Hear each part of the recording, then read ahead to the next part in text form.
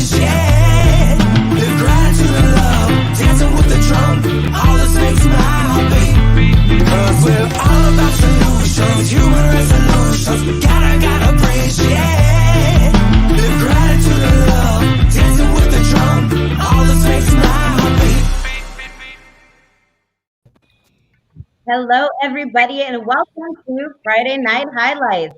Hello. I am your Mermaidmama Maggie, and boy, do we have a treat for you today. We have an amazing lineup of amazing political TikTokers, and without further ado, let me introduce them. We're going to start out with Indy P. Jones, 46. Man, you made me go first. I did. Thanks, Mermags. So yes, I'm Indy P. Jones, 46. I am from Kentucky, and I do a lot of what the fuck news, and I point at stuff over my head, not near as good as Sadia points, but I point just like this right over my head, and we talk about all kinds of good stuff. So it's good to see everybody. And thank you for coming. I love you so much. Next, we have Sadia M. I wasn't ready either, Indy. That's who it was. Keeping you on your toes, guys. Sorry. Yes, now we're ready. My name is Sadia, and my username is Sadia ____ M, and I am from Houston, Texas. And just like Indy, I point at things, maybe not as graciously as she does, and make political TikToks and commentary. You're awesome. I love your guys' content. And next we have Abe. Won't Be Silent. I adore your content, as does everybody. I'm Abe. My handle is Won't Be Silent, which pretty much wraps up who I am. I just read the news, kind of something flips me out, and then I just go, and that's how I found an audience, by just kind of flipping out about what's happening in this particular world. So that's me. Well, we certainly have a lot of things to flip out about these days. Next, we have Dave D. Comedy. I'm Dave D. Comedy, which is my name on TikTok, and I'm not sure why I'm here because mostly I do twerking videos, and I've gotten really good at it. I can do the whole hold the can of beer between my butt cheeks like that. That took a long time. Wow. I mean, you have the squats I had to put in for that one. It really, I mean, Jesus, I can turn a nickel into a dime. It's amazing. But I make shitty jokes. That's what I do. I make shitty jokes, and most of my material. I'm a stand-up comic in real life, like a legit stand-up comic and actor. Although I've been on hiatus because of COVID. So this was my outlet, and given the political wins over the last 4 years, I've had a lot of material to work with. So. Awesome. You also have coined your own specific laugh. I have no idea what you're talking about. Can we get a little demonstration? I have no idea what. I don't. That is. Come on, you know. It's all staged. Okay. Maybe later if we get to laugh. There you go. Yes. Okay. Excellent. All right. And next we have Food X Bert.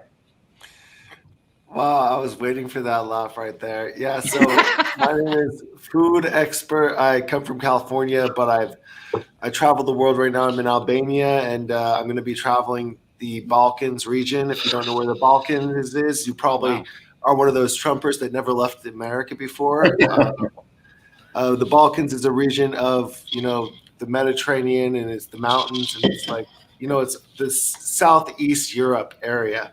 So that's where the Balkans is. And isn't that also like right after you pass go on the Monopoly board? That's I'm sorry. That's called something else. I forget.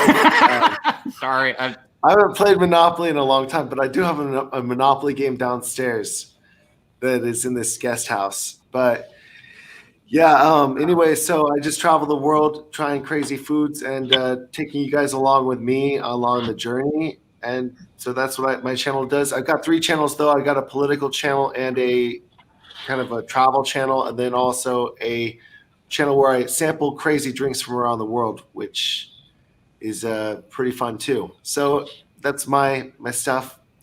Awesome. Anyways, Well, thank you guys all for being here. I think we have a little bit to discuss this week.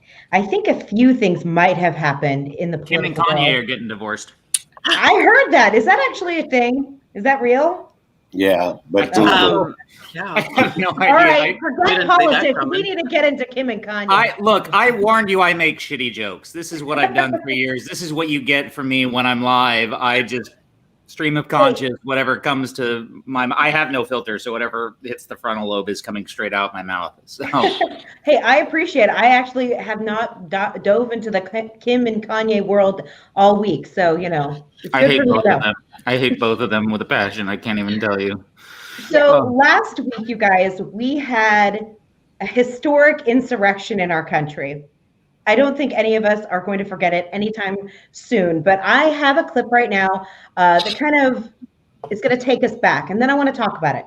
So here we go. Last week we saw one of the darkest days in American history, and for better or worse, I was there. It was a day that began with the president holding a rally outside of the White House to push lies about voter fraud and urge his followers to take action to overturn the election. Excuse me, is the sedition happening over here? Is the sedition, is it over here?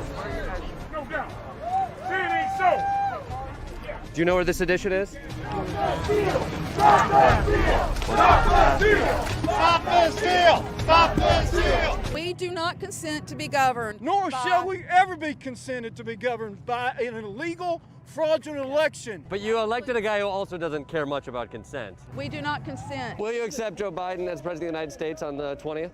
No, I will not accept the narrative. No, I will not. So look, I've educated myself about this, okay? I don't know all what's in the Constitution. Have you read it? It's pretty short. The Constitution of America? Yeah. I've not read the whole thing, no. You've read the entire thing? Yes, it's remarkably short. All right. I doubt that, but it's okay. You should read it, because you might be committing a seditious act in an hour and a half. Okay, I'm not going to comment about that. The one thing you couldn't help but notice was just how many people looked like they were preparing for battle. From the tactical vests to the pitchforks, this rally felt charged. You can tell these people really love America by the number of weapons they brought to hurt other Americans. Looks like we got some Proud Boy action.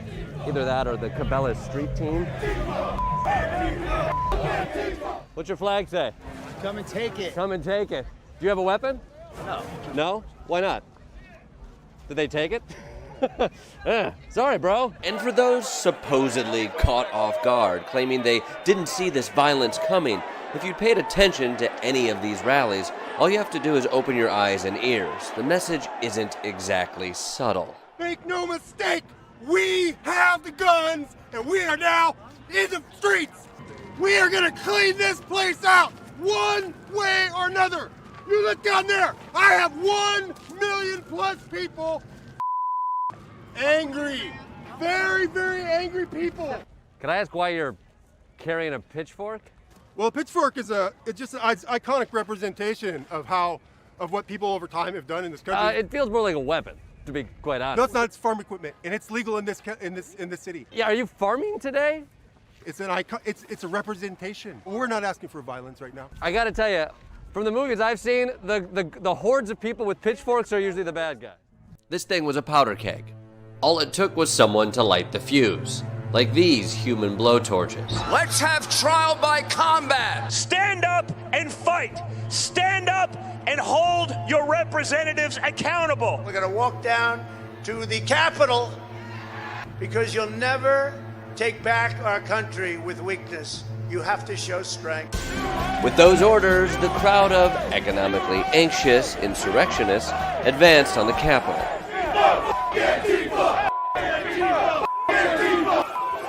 So we've been following this protest. We headed to the Capitol, and the Trump supporters just broke through the gates, and they're now heading into the Capitol right now. People are getting waved up towards the Capitol. Take it back. I'm hearing people saying, let's go, keep going. Who are you with? The American people. The American people. Are you military? Not answering that. So you're not military? No, Why are you dressed like military? I'm not. These are Yeah. just clothes. Is that camouflage? It is. But you're in an urban environment. Isn't that sort of the antithetical to camouflage? I don't think so. Are you looking to make an aggressive action right now? No, I'm looking to make a statement. What's your statement? The election was stolen. We want free and fair elections. And if we can't have that in this country, we don't have anything. So what do you plan on doing? We're just going to see how it unfolds. Gonna see how it unfolds. All right, good luck with the paintball tournament. The rioters brought real weapons and committed real atrocities. They attacked our democracy, our police, and even our cameraman. Does that matter? Hey, you assaulted me! I was saying you assaulted me! Trump's fake tough guy military are literally throwing themselves on the ground to perpetuate victimhood. If the Trump presidency was going to come to an end, this seems fitting. A show of aggression ending with a bunch of people screaming at a building without a working understanding of how democracy works. America 2021. All right, I'm going to stop it right there. I know it's a long clip, but I just wanted to get the feel back from last week so we could talk about it, because what a historic kind of happening that was. It was so unprecedented and it was so insane. How are you guys doing 1 week later? What do you think? What are your thoughts 1 week later from this? I'm getting angrier every day, personally. Yeah. I mean, I first was just kind of in shock. I mean, it's like the traditional steps of kind of mourning. I feel like we've lost touch with anything that's sane. And the first day I was like, it was like being in a movie. It was not even real. And I'm really pissed, and I'm getting more pissed. And I'm getting more pissed looking at this Republican Party that continues to kind of placate lies, and they're just unapologetic. Well, they apologize, but their apologies aren't real, and everybody can see it and know it. It's not real. It's just saving face at this point. But they're like, oh, sorry, so sorry that we got arrested by the FBI, but we still want to overthrow the government, and y'all still suck. I mean, they really just don't. They're not even really apologetic. They're only apologetic because now they're having to pay consequences. Well, it's emblematic. The whole thing in retrospect is emblematic of what the Republican Party has become over the years. I'm blanking on what the name of the book was. I think it might have been It's Even Worse Than It Looks, but it talks about how the Republican Party, starting in the 70s under the guidance of Newt Gingrich, retook the House, retook the Senate, and basically the way knew when he was Speaker of the House, game the system, game C-SPAN, use the media, use television, position the cameras to benefit him, so that and his party, to make it look like they were the party of the people and that they were doing all these things to benefit the people, American people, when for so long it had been the Democratic Party that had been fighting for the rights of workers and fighting for the rights of Americans everywhere and raising taxes, and through his manipulation he has created this filter of we're the ones actually fighting for you, when in reality, they're the ones that are giving tax breaks to the rich. They're taking away Social Security. They're taking away Medicare, programs that benefit social programs that benefit everybody in this country. And they've created this perception that you should be rich, and the fact that you aren't isn't the fault of rich people. It's the fault of Democrats who are trying to keep you down, and that is just played into this idea of victimhood and victimization of what is the majority of the Republican Party, which is white men. And it's that's why you get the whole, illegals are coming over the Mexican border and they're taking your jobs. It's like, really, they're taking your jobs? What jobs are they taking from you? The minimum wage picking fruit? No one, like there was in Alabama, they put down some of the harshest laws to root out immigrants that were here without papers. And so they left, and Alabama's in, I believe it was either Alabama or Arkansas, and they the entire community that was picking those fruits and vegetables just left. So they tried to fill it in with prisoners. They tried to get prisoners. They said, look, you can go outside. You're going to be outside in the fresh air. You just had to pick fruit. And their agricultural economy just went to shit. I don't know if we can swear here. Sorry if we can't. I think you can. You're okay. It just got decimated because even prisoners white male prisoners didn't want to do the jobs that Mexican immigrants were doing. Like, it's this perception that we're better than them, and we want them to do the shit jobs because we're not going to do them. But at the same time, they're taking our jobs. Like, you can't. They've created this double standard idea of what they think reality is, when in fact it's all nonsense, and it's all this picture that's been painted for them by the leadership of the Republicans over the last 4 decades. Absolutely. We have, they are in their own reality right now. Yeah, it's everything that you said, Dave, I completely agree with. And, you know, I think it's interesting to watch them play dress up and pretend like this is like Walmart, where, you know, they didn't like the decision that was made, so they're just going to keep going up the rungs to meet the manager. There's no manager that's just going to, you know, flip the election because you feel like it. And I'll tell you, as a person of color, there's 2 days that stick out in my mind. It was 9/11. I knew exactly where I was in school, you know, what was going on, the emotions, and definitely that day. Because, I mean, just when we were in college and we would hold up like signs, you know, to protest the Iraq War, anything like that, we got ID'd, and we were standing so far away, peacefully protesting with little stupid cardboard signs. And to watch these people literally be hanging themselves over the podium, you know, and just running amok in the Senate, I don't think anger is even the right word. It was a literal slap in the face. It was like, this is okay, but standing outside, and it just belittles every movement, especially this summer that we've had for people of color, for the gay and lesbian community, LGBT community, for the Black Lives Matter movement. They've made it a mockery, just like them dressing up like military people. Mm-hmm. I completely agree. Well, this whole raid on the Capitol could have never happened if Trump did not refuse the guard to come in. Like, he refused them so many times. This was the whole entire plan. He wanted this exact thing to happen. Having plausible deniability.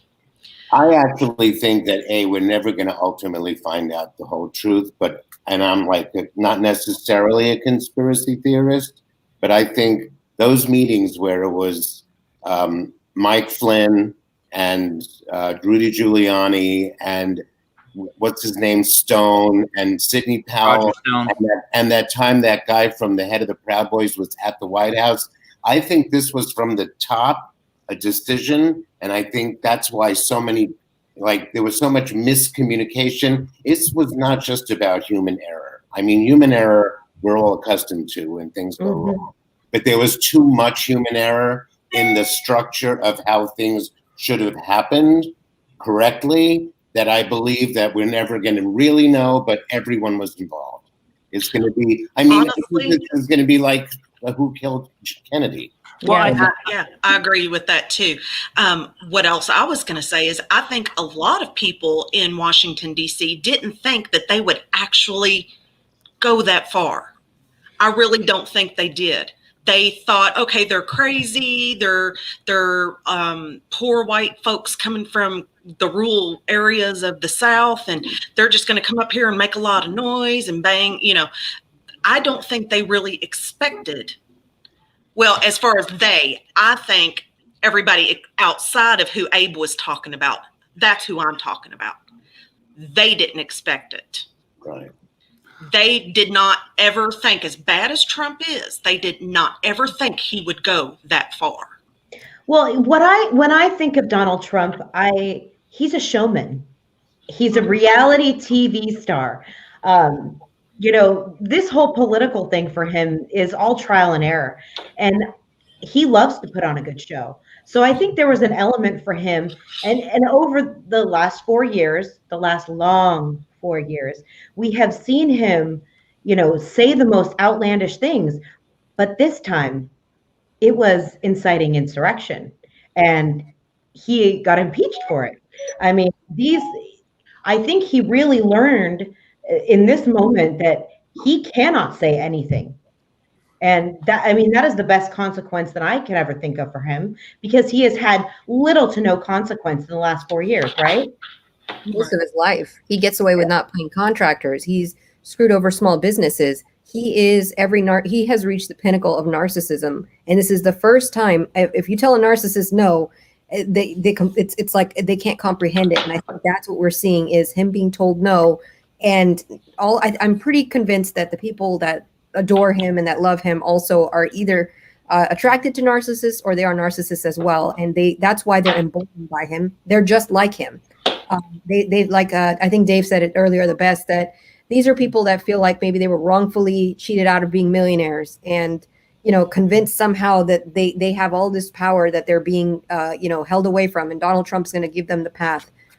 He just used them. He just used their crazed mannerisms to just get to everything that he wants. And I'm genuinely afraid for the 3 days around the main inauguration day, the day before, day of, and day after. Mm-hmm. Well, he's the embodiment of what the Republican Party has become. I mean, he's a low rent P.T. Barnum. He's what Republicans have been striving for over the years as they've gone further and further and further and further to the extremes. And you look at, I mean, it's been consistent. Like in retrospect, now we're looking at George W. Bush as a reasonable president, but at the time he was. Him with Dick Cheney as his vice president, they were extreme right. And then Sarah Palin pushed it further. Even though John McCain would be considered a moderate, Sarah Palin was the one who was able to go out there and rile shit up.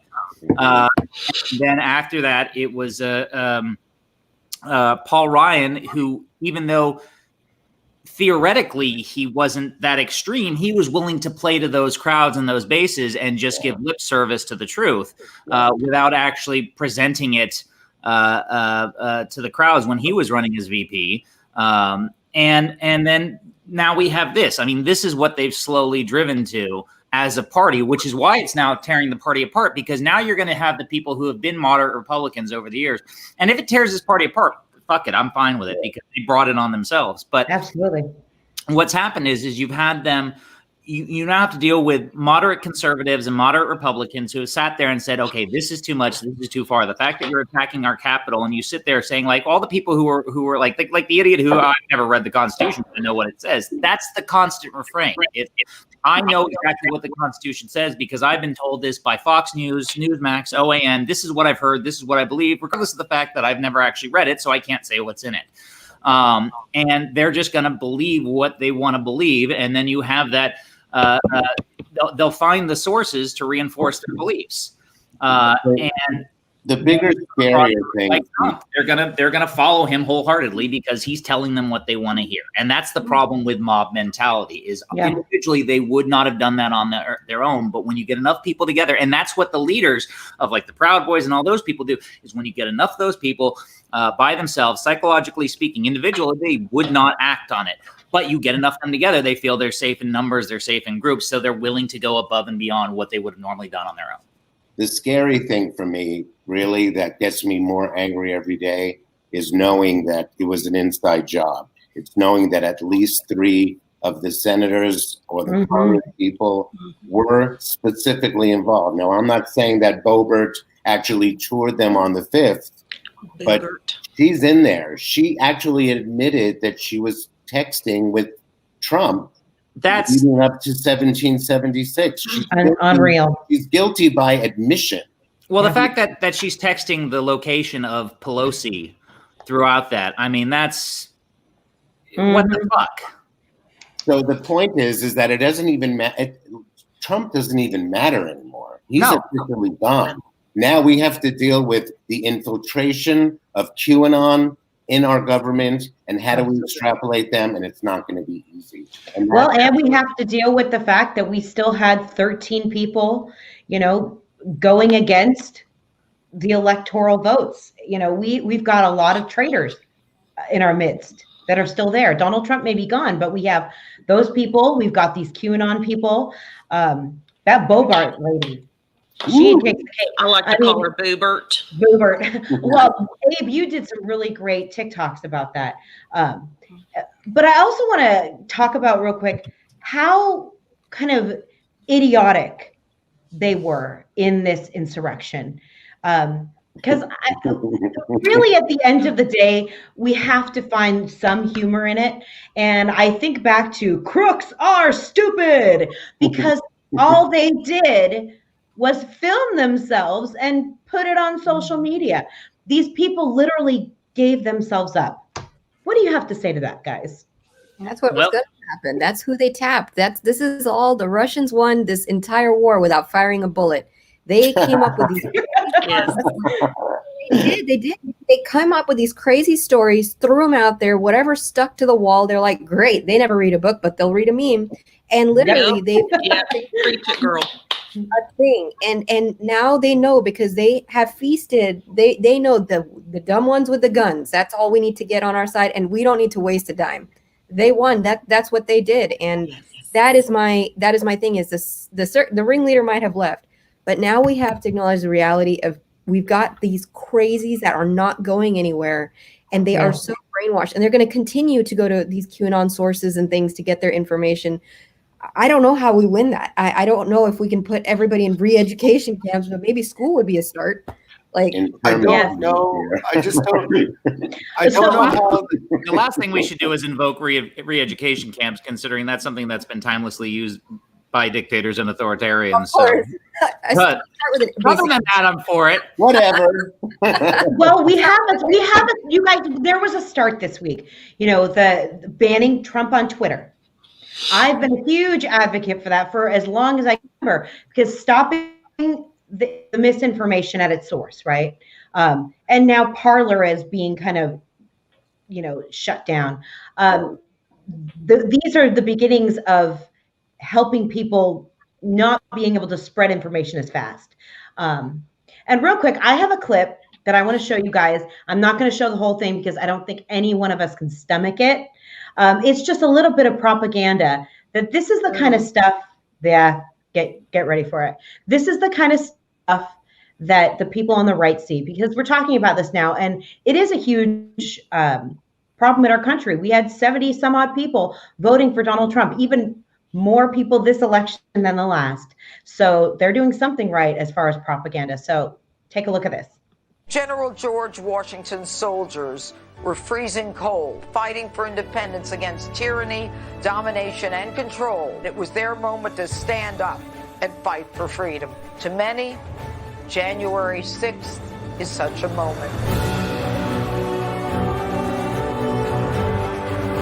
The battle for the White House is now a full-fledged struggle for the survival of this constitutional republic. We, the people, are in control of the United States, and we will take our rights back. 74 million Americans are not going to shut up. This is about taking a stand where you can take a stand. We need to fight back. We win because of our ideas. We lose elections because they cheat us. We're going to keep fighting until every illegal vote is thrown out. They rigged the election in front of all of us, and nobody did anything about it. Call your congressman and feel free. You can lightly threaten them. If you don't start supporting election integrity, I'm coming after you. Madison Cawthorn's coming after you. Everybody's coming after you. We're not timid folk. We're people who understand when there's a challenge in front of us, we rise to the challenge. We fight, finish, keep. It is time to stand and fight. The swamp isn't truly drained until we've nailed the hides of the alligators to the wall. We need to fight back. We need to strike at the heart. That's enough of that. Hey, Ryan. Hey, Ryan. Hey, Ryan. Hey. Hi.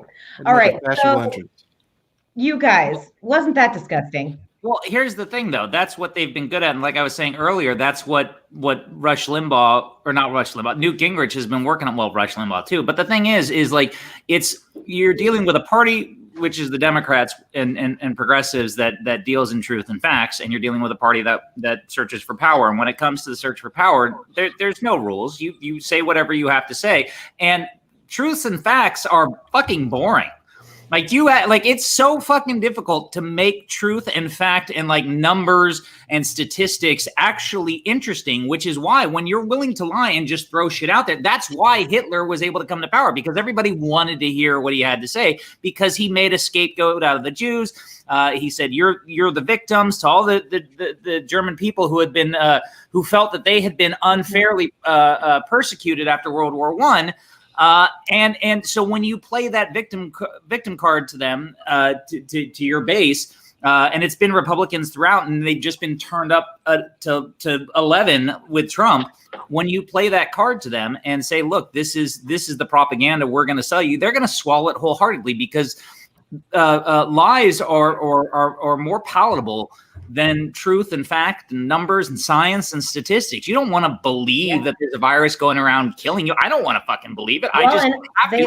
all those things actually gain more traction on social media as well. Conspiracy theories actually gain traction and hold people's attention and keep them spinning down the rabbit hole even more. Yeah. Real quick, I want to say welcome to Ryan Shead, everybody. Ryan, can you introduce yourself real quick? Yeah, my name's Ryan Shead. You can find me on TikTok, Twitter, YouTube, everywhere. I'm everywhere. You can't miss me. So I'm just glad to be here. You guys will hear plenty of me. So let's keep moving. Thank you. Okay. I just want to say for Matt Getz, who is the creature of the Black Lagoon, to be talking about the swamp is just so unbelievably insane that it's just, I would like to build on something that what Dave was just talking about. It's not just what's easiest. It's because it's all tied into Christianity and their version of Christianity. It has to do with their faith. It has to do with their willingness and ability to have faith in that one leader that's going to lead them. It's all tied in. Yes, it is a cult kind of situation. I've been in one. I know Dutchess Prim has been. I wish she was here to kind of talk about this with me. But that type of focus and faith, it is not easily reasoned with. They will make excuses for every single thing to reason away everything else so that it does not tarnish their faith and their belief in their spiritual leader. And that's what Trump is for them.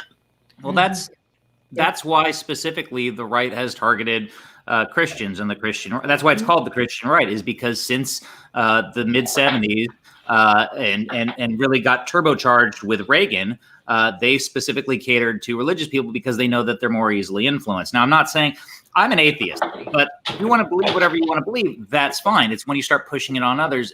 Like the perfect example is abortion. Like this whole argument of you can't tell me what to do with religion, but but my religion can tell you what to do with your body is the nonsense that I won't abide by.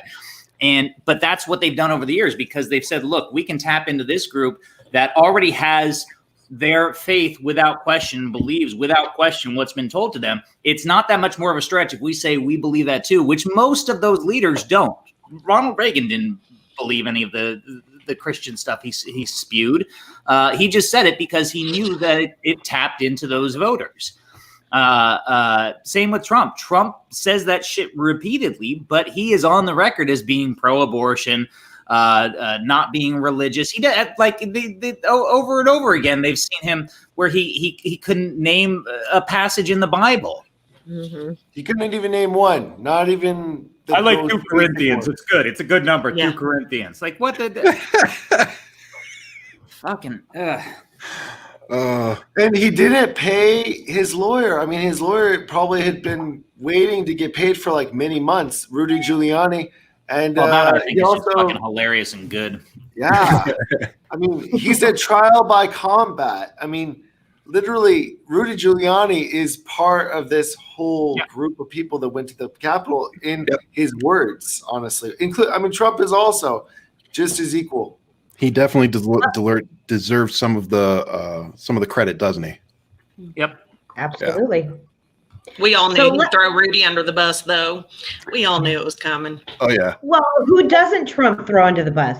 And especially now that he is impeached for the second time, he's backed into a corner. And I think everybody saw him doing some kind of a make nice speech the other day, but it was a little too late, right? He can't backtrack on the things he said. And he is willing to probably throw anyone under the bus right now to try to save face, I would imagine. Mm-hmm. I agree. I'm going to show a clip real quick, and then I want to talk about this impeachment. For more on what's next, we turn to our Capitol Hill correspondent, Casey Hunt. And Casey, the president releasing that conciliatory statement was no accident. He knows he has 100 jurors in the United States Senate now watching his every move. How much do you think these next few days, his final days in office, dictate whether Republicans stick with him or not? I think it could mean everything, Savannah. And that's part of why Mitch McConnell saying he's open to conviction is so important, because it puts the president on notice. If he incites more violence, if he doesn't toe the line, try to calm the nation down, he stands a very real chance of being convicted of inciting insurrection and then ultimately being barred from ever holding federal office again, Savannah. Well, when we put up the senators and you look at it, and there's 50 Republican senators, they'd have to pick off 17 Republican senators. And when you start going individually, who's up for election, what states are they from, that is a very high number to reach. Realistically, is there a chance of conviction in the Senate? It is a very high bar, Savannah. Again, I think it really depends on how the next 6 days go. It also depends on what Mitch McConnell decides to do. If he decides to vote to convict, it's very likely he could take more of these senators with him. I also think you're going to see continued debate here about what happened on Wednesday. We could learn more about the attack. And remember, Kevin McCarthy did, in fact, say the president bears some responsibility. He's, of course, the leader of House Republicans, someone who has previously been a staunch defender of Republicans. And while Liz Cheney, who voted to impeach the president, has faced some backlash from the most pro-Trump members in the House, she's also gotten some defense from others who say that voting her conscience was most important here. This issue is still so incredibly emotional. Walking into the Capitol, seeing National Guards members asleep on the floor, that's what's confronting these senators every day. And it may have an impact as we go forward here, Savannah. All right. So impeachment, guys. What a week, huh? Yeah. I don't think it's going to happen. I don't think it's going to happen. I'm with Sadia. I don't think it's going to happen. I think that there's actually a better chance than we think for the specific, like, two reasons. One, Mitch is pissed. And two, impeachment would actually there's so many people that are, if for nothing else, then it's self-serving to people like Ted Cruz and Josh Hawley. They don't want to have to run against him in 2024. And whether or not he actually runs in 2024, he's still a factor unless he's completely out of the running legally. Josh Hawley and Cruz are going to be forced out of the Senate. There's no question. Well, yes, but the Lincoln Project is spending $100 million into getting them to get out. So, all that changed overnight. Yeah, but before that, there's a good chance that if it's just out of spite, they may take him out just on their way out. I mean, that's whether it's self-serving for them to not have to run against him, or whether it's out of spite or whatever. I think there's a good chance. And it goes a lot for the entire Republican Party because they don't want to go through this again. Like, they've got enough shit to deal with without having to deal with Trump and his fucking psychopath followers. I don't think it's the Republican Party anymore. I think it's the Trump Party. I think it will easily fracture into two as the best thing that could happen for anybody that has common sense. And I feel like because of that they would lose most of their base. So they're not going to suddenly grow spines overnight. We haven't seen it in 4 years. It's not just going to happen tonight or when they go to take care of this. I just and I think some of them reason that it's going to keep things calmer than actually, going forward with impeachment in the Senate. So I don't know. That's why I just don't have a strong faith in it. I would love for it to happen, but I think it's more of they're going to take a calculated approach, thinking that it benefits them and that in a year it'll be out of the news because Trump will just dip out because he'll have so many other issues, most of them legal. In fact, the banks are trying to collect on him and may foreclose on his buildings and all that other stuff. They're going to look at it. They're going to look at it in a calculated way and think, okay, well, he's got enough shit to deal with. He's not going to come knocking on our door, so we can do this quietly. And in a year, everybody will forget because he'll be so underwater from the other shit he has to deal with. I agree with. Yeah, go ahead, Brian. Sorry. I agree with part of what you're saying, but I think it's the opposite, Dave. I think I honestly think what it is they don't want to lose the base. So prime example, Mitch came out and basically said he's not going to call for the vote, you know, before the inauguration or whatever. And that kind of after everything that him and Lindsey Graham and all those guys said on the floor the night that this all happened, their actions are showing us something completely different. And what it's showing me is that they're more concerned with the 74 million plus people that still voted Republican after all this stuff. And they're more concerned with all the people that are still in my comments defending what happened on the 6th. They're worried about losing the base and their jobs. That's what I get that, but that's why I'm saying they won't do it. Like, it won't happen before McConnell's out. As majority speaker, but it will have. They are, because there's no. Again, this comes down to the calculation. He is specifically saying we can't do it until after Biden is inaugurated. When Biden is inaugurated, Democrats take over the Senate, so then they can control the calendar. By doing that, what he does is he takes the onus off himself, so he can sit there and just spin it as well. Democrats brought it up, and I have no control anymore. I'm out of power. This is what they did when. Which is bullshit. It is bullshit, but what they'll do is when it comes time to get re-upped, it's like, well, we tried to protect Trump and there was nothing we can do about it. And when they say, well, you needed 17 Republicans, they're like, oh, we don't remember who that was, or we took care of them, or whatever. And it's not. It's a more calculated approach. By not being the Senate, he can sit there and go along with it. And there was recently a New York Times article that just came out. It was either today or yesterday that said McConnell is in favor of this happening. Because it rids the Republican Party of Trump, and he specifically did not push back on it. Like him and Lindsey Graham and all those other people that have been the head, like the heads and the four figures of the Republican Party for the last decade, 2 decades. None of them pushed back on that. They all were silent. When, like, if they really didn't want it to happen, they would have said, no. That's not, like, he let his office leak to the New York Times that he was okay with it if it happened. Okay, but what's bothering me is that's politics. They're playing fucking politics. It is politics, They can get a Supreme Court justice passed in, like, what was it, 8 days? But you're telling me that after an insurrection against the United States Capitol, that you motherfuckers, that you people can't come together? And I'm the one that usually says it. You're telling me that you guys can't all come together and push the Senate to get to remove this man. No, instead, the Republican Party's doing what they do best, and they're sitting back and just waiting and letting time pass so that they can just take an action. I completely agree with you in that sense, that they're sitting there and waiting for it to happen so they can sit back. But that's the thing, though, is they're taking the cowardice way out. And again, it comes down to the calculation of what's going to be most self-serving to them. And most self-serving to them is let it die down a little bit, have it. Don't really because nobody's going to want to show the footage of the impeachment trial, especially after he's already out of office. Democrats aren't going to want to show it either because they're not going to want to rile up his base. So what's going to probably end up happening is this impeachment trial will go under the radar. They're not going to get a lot of coverage on it because unless you watch C-SPAN, there aren't going to be that many dramatics to it, and there's going to be so much else going on that it'll be a blip in media. So what they're counting on is that this is going to fly under the radar, and they're going to be able to vote for it, and nobody's none of their supporters are going to know. Hold on. Let's let Abe talk real quick. Go ahead, Abe. I have to disagree. Abe and Indy. The reason why I disagree is because what the last 4 years proved to all of us is that every media outlet makes money and eyeballs off of Trump.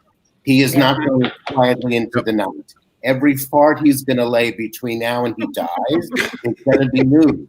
That's just the way it is. There's no getting around that, especially if he's dragged to court, especially if he goes bankrupt in this thing, especially if they sell off a building. Every negative thing that happens to him is going to be the top in the news because they make money. I agree with that. They're not ready to hand in their chips to say, oh, it's Biden. Let's just sit and fawn over Biden. They don't make money on Biden. Well, no. Let's let Indy go next. Sorry. I'm the mom of the group. I have to monitor. Make sure everyone gets a voice, people. Okay. All right. So coming from Kentucky, I know a lot about Mitch McConnell. The man has been in office since I was 8 years old. So I'm quite familiar with how he thinks, what he does, and his history. He is like the great big bloated spider at the middle of the web of Washington, D.C. Everyone thinks that the person in charge is the president, but it's not. It has been Mitch McConnell for a very long time, whether he is Senate majority or Senate minority. It doesn't matter. what he says goes for the Republican Party. So here's what I think is going to happen. I think that he is not going to want to piss off his base even more by allowing the impeachment to go through. But I think he will appease the incoming administration by preventing him from ever running for federal office again, because those are two totally separate things. They can do the impeachment through the Senate and then go back and decide whether or not he can ever run for federal office again. Those can be two separate things. I was reading about it today. So I think that that's what Mitch is going to do, because it's all about the base and it's all about the power that he can wield. And in order to wield his power, he has to have a voting base. Yep. And I also think that he is going to allow some sacrificial lambs in order to appease the Democrats, while also still stabilizing the base. So he's going to pick and choose who he thinks is the most dangerous to the future of his version of the Republican Party. Right. Agreed. I completely agree. He's been the most powerful person in Congress for the last 12 years since he said he was going to make Obama a one-term president. I mean, his whole thing has been about obstruction. I just think in this case, and again, I do not deny that likely it won't happen, but I think this moment is the best chance for actual impeachment to go through. And I did hear the same thing about that they can pass a law that says he can't run. But I think it's more concrete if they tie it to impeachment. Because impeachment in the law, impeachment, if you're impeached, you legally cannot run. To do a second, and they don't know how they can't get a thing. If it's up to the Democrats, he won't get impeached, because the Democrats are just ineffective overall. The fact that we won all that we won this past 2 months is because of the people, not because of the politicians. Yes. Oh no, they're terrible when it comes. Democrats are terrible when it comes to running campaigns. But that again goes back to the demagoguery and to the lies and the propaganda that Republicans. Yeah, but the Democrats are going to be like, oh, let's not piss off. Let's focus on Biden. Believe me, Trump is getting away with murder if he did so on Fifth Avenue. But it's as long as he can't run, Mitch McConnell is going to be happy, because Mitch McConnell does not see the Republican Party as Trump and Trumpism. And by the way, the word Trumpism is not even a friggin' word. It was made up by the media. The media made that up. Eyeballs, click, click, click. They're the worst. They're guilty of us sitting here having this conversation. I love you, babe. Doesn't run. I'm just scared anybody with a Trump name, even if Trump doesn't run, because I feel like he's going to be prosecuted for a lot of things afterwards. My fear is, maybe one of his offspring, they utilize his Trump name. I'm looking at Ivanka Trump. Unless they too get in legal trouble, my fear is that they will utilize that name to keep their base energized and have her run. I agree. I co-sign that. I don't want anyone to co-sign that. That sounds terrible. I co-sign what she said. Imagine how much it would cost us for the Secret Service to use the bathroom if she was president. The thing about using that name, though, is none of them are the carnival barkers that he is. Like, I mean, it's right. You have to. He has a. Much as I can't stand the guy, I have to acknowledge that when it comes to entertainment, he knows how to push the right buttons. He did the reality show thing for years, and it's. I mean, he's a fucking con man who knows how to say the right thing to turn on his base. And like I said earlier, he's a low rent P.T. Barnum who just knows how to shuck bullshit. And I don't think his kids, Eric certainly isn't. Don Jr. Like Don Jr. is just fucking greasy, and Ivanka is probably the closest one, but yeah. But think of the Bush family. You had Bush Sr., who was way more composed and utilized, and George Bush or George W. was a flunky in comparison in most aspects of life. And because they already had that Bush base, that dynasty kind of thing, right? Like you look at Hillary too. Yeah. She took over the fan base of that. So that's my fear, is that Trump is the target, but I don't know if that's the only target that we should have to make sure that they can't run.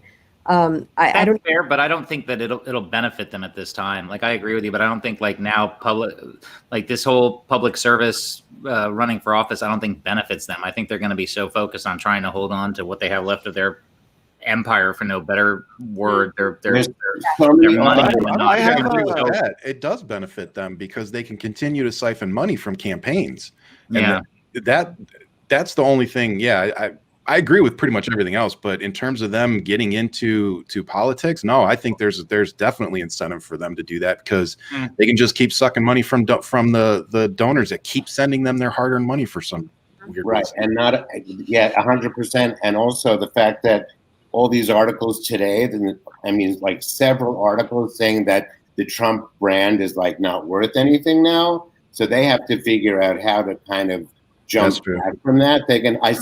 That's my next post is going to be, they could do Trump beer cozies.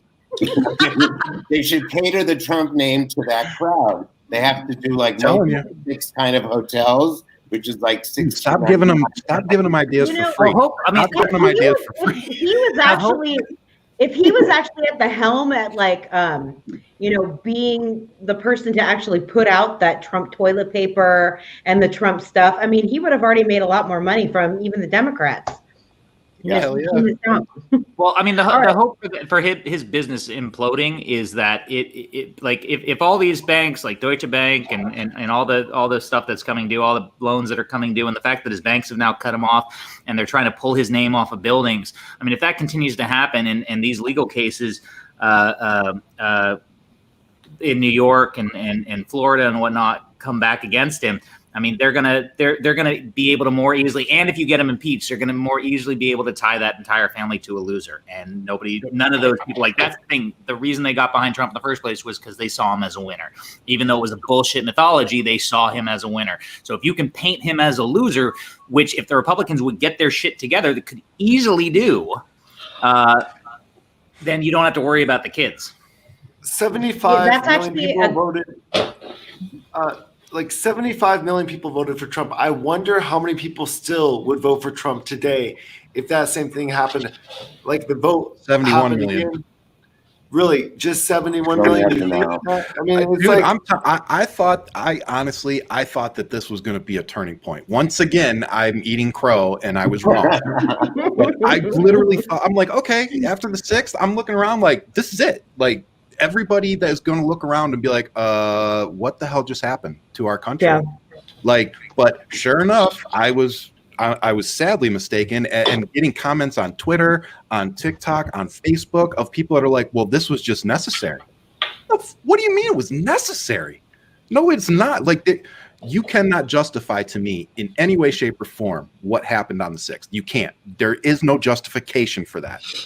Especially the talking points that I've been getting beat over the head with for the last 12 months in relation to Black Lives Matters and those protests.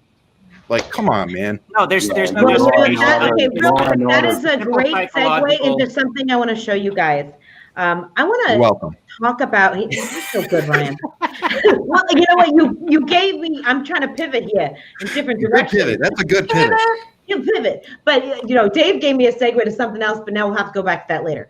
I don't remember what I said the last. You were talking about New York cutting ties with Trump, and we'll talk about that later. I did. But I do have a clip about Donald Trump kind of association with white supremacists, and I think we can't really talk about what happened on the 6th and all of this without addressing that thing, because that is his base.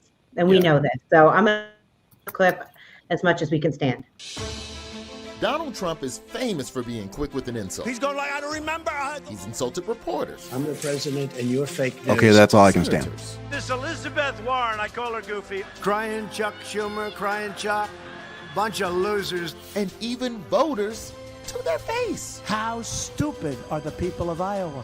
But there's one group he's been strangely reluctant to insult. White supremacists.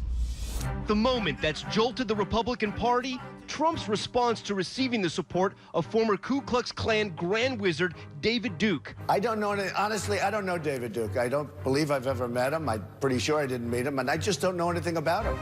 That's right. Donald Trump launched his 2016 campaign by going full Mariah on David Duke. I don't know her. Oh, please. David Duke is the Betty White of racism. He's been in the game forever, and everyone knows who he is. Saying you hate David Duke is literally the easiest thing in the world. Even his plastic surgeon hates him. Once Trump took office, racists everywhere rejoiced. Hate crime skyrocketed, and white supremacists rallied around Trump as their new icon. Hail Trump! Hail our people! I mean, who wouldn't look at this guy and see master race? Okay, hold on. I just have to say I love Roy Wood and the whole Daily Show crew. But why you got to do Betty White like that? I agree. And it was just her birthday, too. I wrote 99. it down. I wrote that down because I was like, dude, the Betty White joke got me. She's 99. Don't do that to Betty. Come on. She is an institution unto herself. What are you doing? That's fair. I should have edited it out. Sorry, guys. It's not your fault. I thought it was hilarious. Look, it's not Betty like White of racism. It's not like he's invented racists and white supremacists. No. My hope is that the Biden administration can figure out some kind of ways to give pacifiers, whether it's jobs and certain programs that they would benefit from, so that little by little they kind of, hey, Jolene, how you doing? Hey, Amanda. Hey, You have to figure out a way to give them some kind of something to suck on, because that's the only thing that's going to pacify them. But this is who the Republican Party is, whether they want to acknowledge it or not, and that's kind of what I was getting to earlier with the Trump supporters going on and Ryan saying I thought we were going to get past this, is because nobody wants to accept what they are. When you call somebody, like it's really tough to like, nobody wants to hear they're a racist. Nobody wants to acknowledge the bad things about themselves. And so it's, psychologically speaking, you're going to sit there and do everything you can to avoid acknowledging what you are while still continuing to be what you are. Like, perfect example, I have a buddy that I was hanging out with, this was a few years ago, and we're sitting in his kitchen. I'm with him and his parents, and we're hanging out. I don't remember what we were talking about. And then the conversation got heated, and his dad starts saying something and then stops, looks around, and then says, these N-words, da-da-da-da. And I'm sitting there, and two things struck me. One, wow. And two, did you really just look around your son's kitchen before you dropped an N-bomb? Like, you... Like, oh my God, I'm gonna get called out for this. Oh, good, there's no one's here. I can say it. Like, what are you thinking? But that's the thing is it's this idea of, as long as I do it in private, I'm not guilty of being racist. Yep. And as long as you don't call me out for it, I'm not a racist. So when you call me out for it, I'm gonna deny it to the end of time, because I'm not gonna acknowledge the worst about me. That hits hard. And for me, I'll even add on to that, Dave. I think that self-awareness, that lacking self-awareness, right? Yeah. Like being able to look in the mirror and be like, oh, like for me, I'm going to tell you what mine was as a middle-aged white guy. It was it was the white privilege, the saying white privilege. When that first came out, I was kind of pissed off about it. And, I was one of those people that was just kind of like, yeah, whatever. Like, I've had to struggle, blah, blah, blah. And then I finally took a step back, and looked in the mirror and tried to understand what people were trying to teach me, and trying to open my eyes to, and realizing that I had an inherent privilege, because just simply based off the color of my skin, that there are struggles that I was never going to have to go through personally, just based off of that. And once that self-awareness kicked in, it opens everything up, right? You can become self-aware about a lot of other things. And so that's why I tell that story a lot, because I want to tell people, like, dude, I didn't just magically become this woke person. Like, growth is a choice, and you have to educate yourself and talk to other people, try to understand other people's cultures and all that kind of stuff. It's a learned thing, and that's what I hope that we can get back to, is for us to just be a little more accepting. But yeah, man, those people, when you're lacking that self-awareness and you hit them with that stone, you cast that stone, you can always tell. I think that what is happening right now, though, is that his base, they are pretty much all about fear. Everything is about fear right now. fear Well, of that's the being, whole party. That's how being they. the That's, minority, fear of being the minority, Yep. fear of being replaced, fear of not having privilege. Yep. You well, know, that's what the knowing whole that party you is have based on. privilege. Yeah. It's Knowing fear. you It's have fear privilege. of the other. It's fear of the other. It's what led to Hitler's rise. It's what led to the Nazi Party. It's fear of other. Fear of something that you are not comfortable with and not accustomed to because you didn't grow up with it, and it's not in the majority that you are used to. So it's fear of the other. That's why it's used against Mexican immigrants, even though the majority of illegal immigrants come into this country legally. Amanda, what do you have to say to that? Or one of the other ladies? I gotta go right now, you guys. Bye, Bert. I got to bye, see you guys. for like I'm so 2 sorry. I seconds. gotta go really early. Bert, I'll try to I love do you the too, Zoom Amanda. thing. I'll try to do it.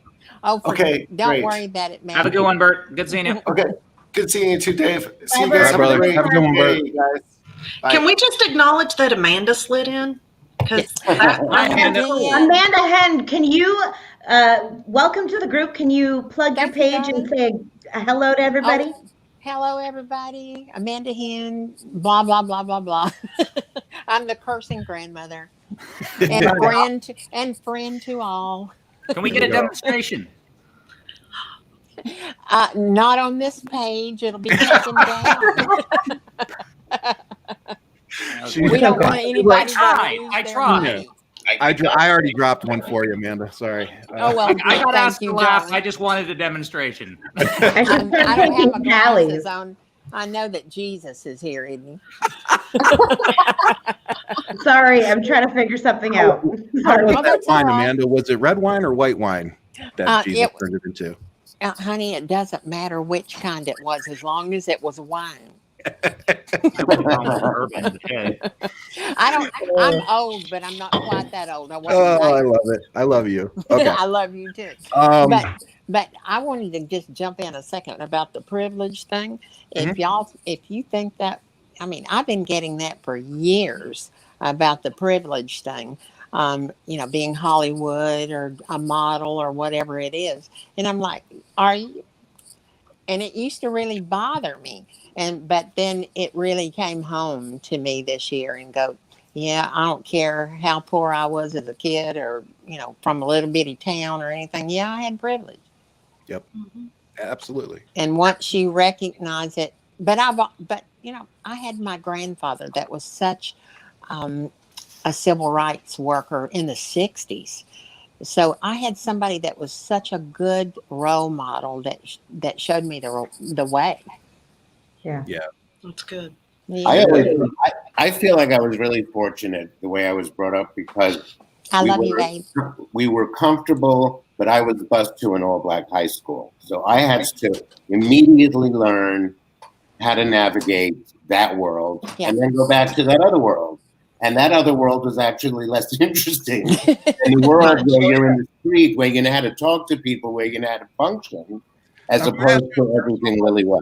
Huh? What? Can I ask you a personal question? Just a personal side question, just because you brought that up. So you were busted into a pretty much majority black school, and you were gay on top of it.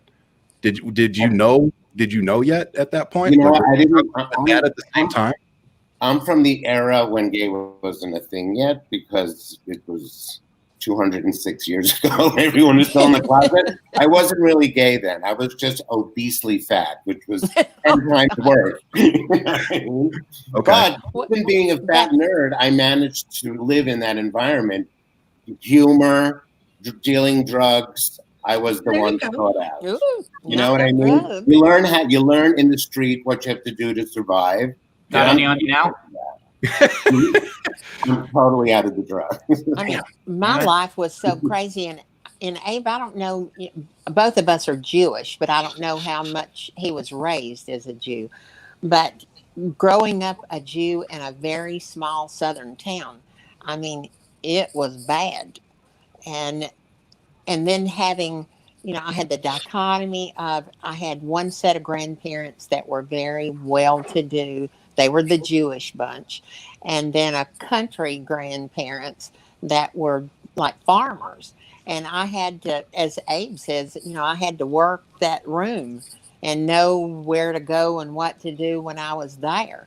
And then having an African American woman that raised me, and she took me to the AME church and introduced me to, you know, the black gospel music and everything. I mean, I can't imagine having, you know, I wish everybody could have had the life that I had that, you know, really showed you the differences in people's lives. You know, and I just want to, just because I think it's interesting, I would just want to give a quick thing. Me, I grew up in Detroit, Michigan. and you know, just to show the differences and how life leads us different places, like Abe and Amanda. So I grew up in Detroit. My mom ended up divorcing my dad and marrying a black guy, and I was about 5, 6 years old right around then. Everybody's disappearing. I think we're all Is good. it me? I think it's you. Or is it y'all? I think it's you. I saw you kind of stutter earlier. But coming from that, I was so on the weekends I would go over to my mom's house to get the computer out. Yeah, you're freezing a little bit here. Yeah, you're freezing a little bit. Okay. Go ahead, Ryan. Well, let me hang up and I'll get on the computer. Okay. Okay. All right. But so I would go over to my mom's house on the weekend, you know, every other weekend, and I'd be exposed to a very different atmosphere than I was, you know, at my dad's house. And going down to Detroit, you know, to see my mom when I was younger, like I felt very out of place because it was like I was the one white kid, you know, down there. And I'm talking like they would unscrew the fire hydrants and it was all the black kids running through it. We're talking like 80s, you know, and I was the only white kid down there. And so while it was uncomfortable back then, it's made me very comfortable now being in those situations, you know, and just I was blessed to be raised around everybody. You know, like different cultures. So everybody was just everybody to me. And then right after that, I got stationed in Okinawa, Japan. So I was around another completely different culture. And I like Amanda said, I wish everybody had that same experience because it's really opened my eyes to how close-minded I was and how sheltered I was raised.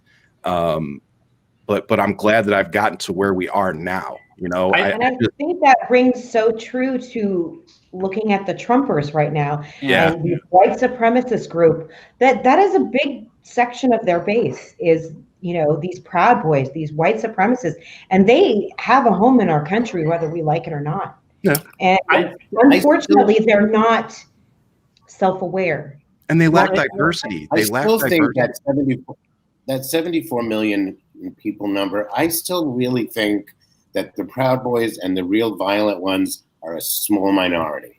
Yeah, and I agree with that. The Republican Party is a very strong party based on what their belief system is, yes, with Christianity and just like conservative values and pregnant and whatever. But I think I think that group will A, always be there, and B, is manageable. I definitely do. I just think but that's the scary thing is right now, these are the people that are trying to incite more violence. We're trying, like, we're not out of the woods yet. Sadia, you were talking about earlier, you were scared about moving forward with the inauguration, right?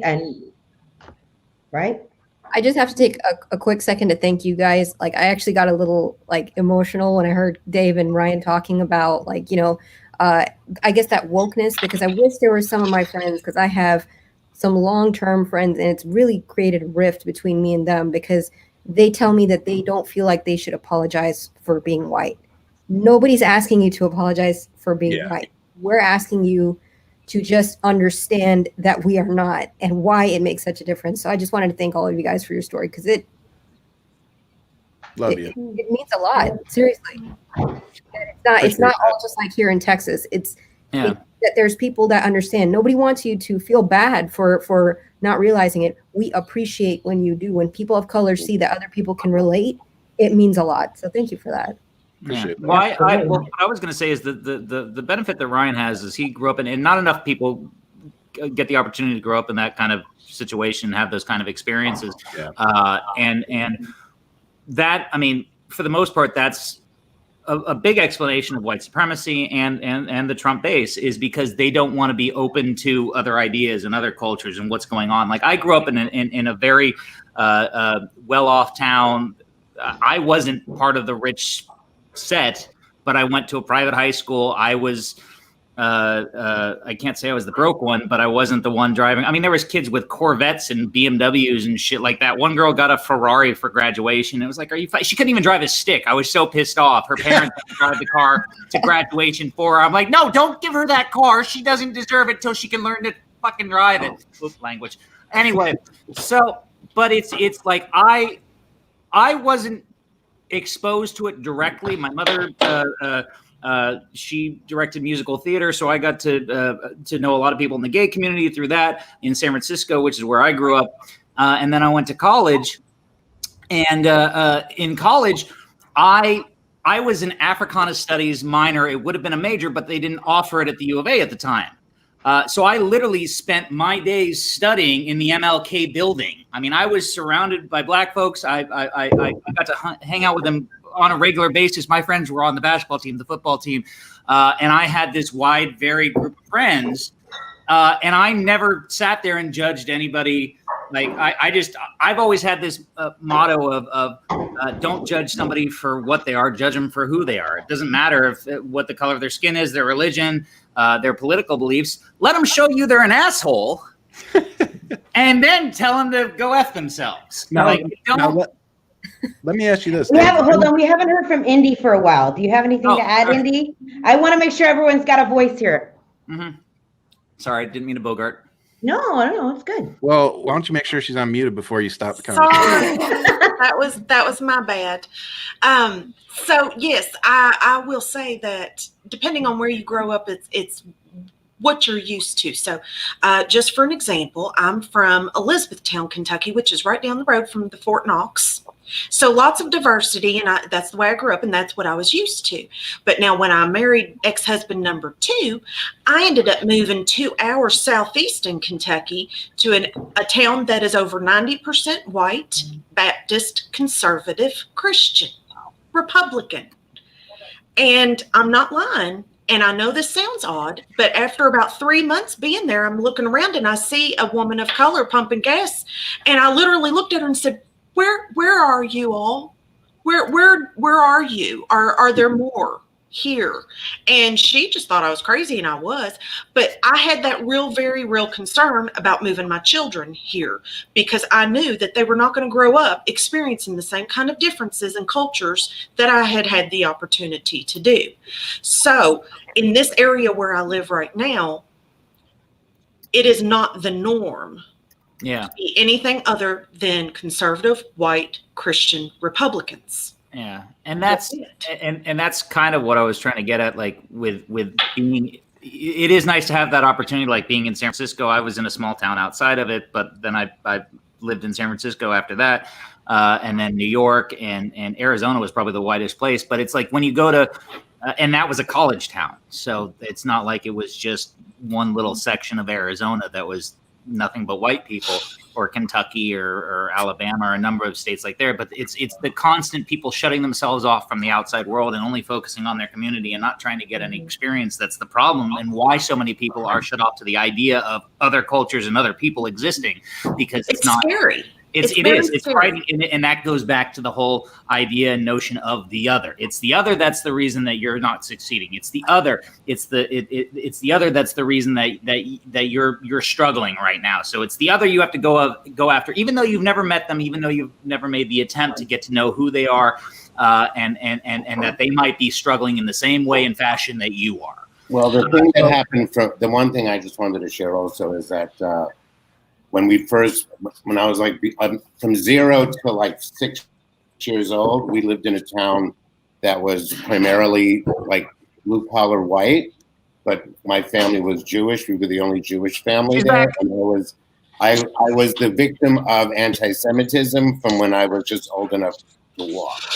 So I understood that I was the other, and yes, the whole thing about white privilege, I get that, but when you're a victim of anti-Semitism and you are the other, you just always never feel like you have that much privilege because it worked against me. You know what I mean? That's why when we moved to this other town and life was kind of a little more peachy keen in terms of the surroundings, I was more comfortable with the other. You know what I mean? When they're burning crosses in your yard, you don't feel very privileged.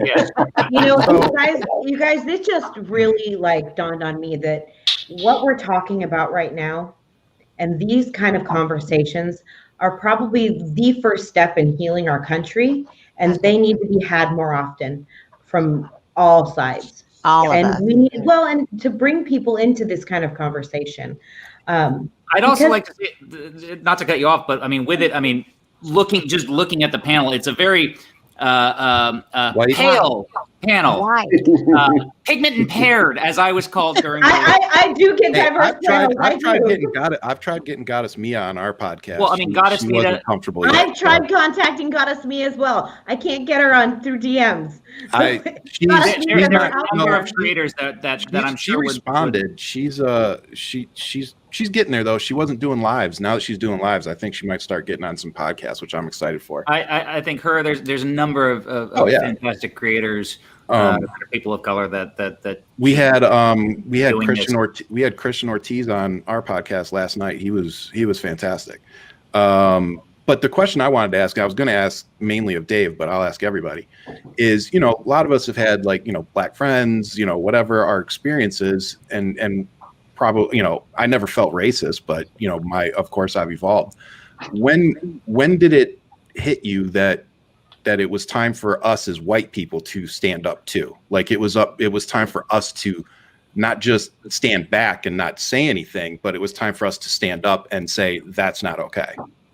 I mean, for me, it goes back to, again, being a minor, would have been a double major, but a minor in Africana studies. I mean, I was made well aware of it in college.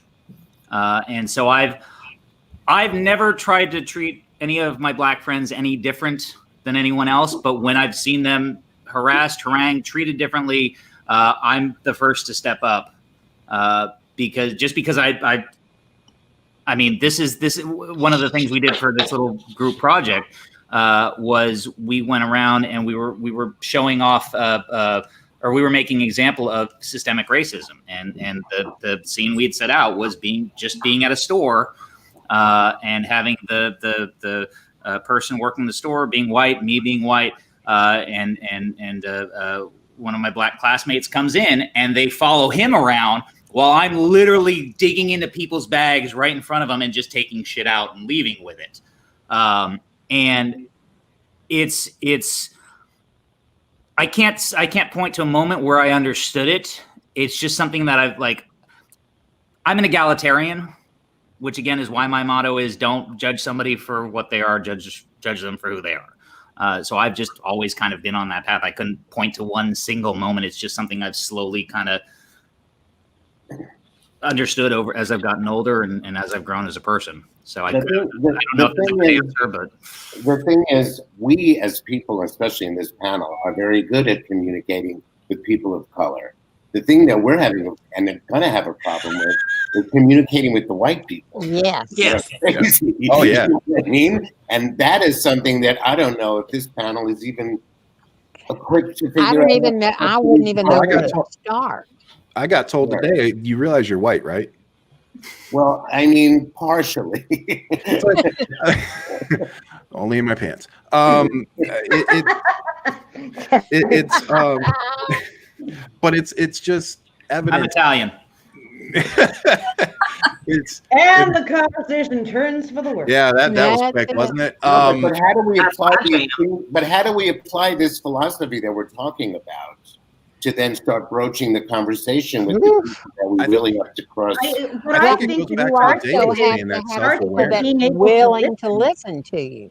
Well, I mean, it's the difficulty is you can't just force the conversation. You can't. It can't. It's not something. Unfortunately, it's not something you can just bring up and say, "Hey, this is what you need to be aware of." It's something that you have to be willing to step into the line of fire when you see something happen in front of you, and point out what's going on. Because I mean, I am just as guilty as anybody as sitting there and calling Trump supporters stupid and making fun of them. I mean, that's what my whole TikTok is based on. And when Trump goes away, I'm probably going to just cancel my account. But what am I going to laugh at anymore? I'm not going to. Oh, there'll be plenty. Oh, I know. I have full faith. Every day I get up thinking there's not going to be anything, and it's just turned into a shit show every day. But also, All right, too, I'm going to gonna- take this. But real quick, I'm going to take this opportunity to say this. I think it's important that we hold the Democrat leadership I do too. to the same standards that we've been holding this freaking shit show to. Yes. So That's what I'm going to use. That's what I'm going to do in the future, is making sure that Joe and everybody else fulfills their promises. Yes, I agree with that, but we should also be aware of, and this is something that a lot of Republicans have used to point to things that didn't happen during the Obama administration and promises he had made. They blocked them. That's what I'm saying. Yeah. Do not be supportive. Like go after them when they fail because it's their fault. Don't sit there and harangue them because. Oh no, I would never do that. The Republicans and Mitch McConnell blocked their efforts. And they couldn't get anything done because of obstruction, because there's only so much they can do in the face of obstruction short of getting rid of the filibuster, which likely won't happen. But I mean, when they can't do anything because of Republican obstructionism, we can't harass them because that's only going to deject them and bring down their energy and their willingness to actually push for anything, because they're going to sit there and feel like, well, if I can't do it, all of a sudden I'm the enemy. And it's not for lack of trying. It's because I'm up against this wall of assholes that are, and I keep breaking the swearing barrier. All right, so you guys, we don't have too much time left, and I want to get to a couple more topics. Yes, because, and I this has been great, and I really think that talking about these things and ways that we can heal our nation and ways that we can talk about Trump's base, even when they're white supremacists, and how to talk through this, because we're going to have to deal with this next 4 years. This will be part of our accountability as TikTokers, as political people. It will be part of our, what we will have to deal with. But I want to pivot right now and talk about New York and everyone cutting ties with Trump and what that means. And then going on, well, there's a couple of things I want to talk to. We're probably not going to get to all the clips, so I'll show a little bit right now. Oops. The financial fallout for President Trump as he prepares to leave office as the only American president impeached twice in the wake of last week's Capitol riot. Banks and other partners are severing their ties with the Trump organization. New York City has canceled high-profile contracts. Rebecca Jarvis has the story. Good morning, Rebecca. Good morning, George. One by one, they fall. They are stepping away, backing down like dominoes here, from banks to Gulf organizations to online companies. They are all saying we are no longer in business with the Trump family. This morning, New York City moving to terminate all its contracts with the Trump organization following last week's riot at the Capitol. In light of this criminal act, the city of New York has determined that it is within our power to terminate all contracts with the Trump organization. The city canceling contracts worth $17 million a year for 2 ice skating rinks in Central Park, a carousel, and a golf course. Eric Trump, executive vice president of the Trump organization, telling ABC News the city of New York has no legal right to end our contracts, and if they elect to proceed, they will owe the Trump organization over $30 million. Boo-hoo. Poor little baby. I'm just gonna say, as a New Yorker, good. Fuck Trump. New Yorkers hate Trump. Seriously. I'm not sure I trust Eric Trump's judgment on that matter either. But I worked there for 40 years, so I know everybody there hated him. Yeah, no, de Blasio just got a fucking boost in the polls because New York. And we don't like him Trump either. for years. No. So are we feeling right now that everyone just wants to, keep away from the Trump stink right now? Mm-hmm. Is that what's happening? Everyone That's exactly what's happening. They're running like, rats on a sinking ship. And the funny thing is he's now, with not paying Giuliani and with all the contracts that are being canceled, none of them are going to pay him. His loans are coming due. He's not going to have the money to pay the attorneys he needs to win any of the cases he's going to be filing, and he's lawsuit happy, so he's going to bury himself. Yep. Sorry. So I'm good with it. I'm good with it. I think it's clear that the Trump organization and Trump is going to be done. I put a tweet out that I said I don't think Trump or his family should be allowed to do business in the United States ever again. I don't either. Agreed. But all of them are fleeing to Florida.